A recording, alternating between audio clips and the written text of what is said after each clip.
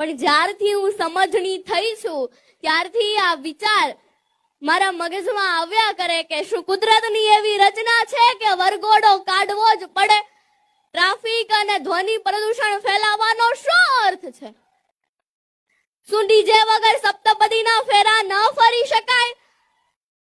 આપણા પેટની ભૂખ માત્ર ને માત્ર 80 કે 100 ગ્રામની હોય તો 600 કે 800 રૂપિયાની ડીશની શી જરૂરિયાત છે?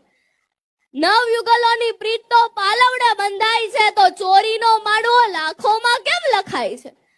હા, આવા સુપ્રસંગે દીકરી પાર્લરમાં તૈયાર થાય એના ઘણા શોખ હોય, ઘણા સપના જોયા હોય, પણ જ્યાં મોર જાજે ઉગમણે દેશ એવા ગીતો ગવાય છે ત્યાં ડીજેના પડઘા કેમ સંભળાય છે? શું મામેરું વધાવવું જ પડે? સોશિયલ મીડિયામાં એક પોસ્ટ ખૂબ વાયરલ થઈ હતી કે મામેરાની વિધિ સમયે મામેરું વધાવતા એક બહેનની આંખમાંથી આંસુ આવી ગયા કે ભાઈ બહેન માટે ઓછું મામેરું લાવ્યા હતા એ માટે નહીં, પણ પ્રસંગમાં હાજર સ્ત્રીઓ એમના ભાઈનું સામાન્ય મામેરું જોઈને એમની મજાક ઉડાવતી હતી.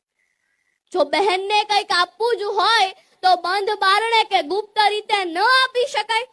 સમાજમાં ઢંઢેરો પીટીને ગામને બતાવવાની શું જરૂરિયાત છે? અને હમણાં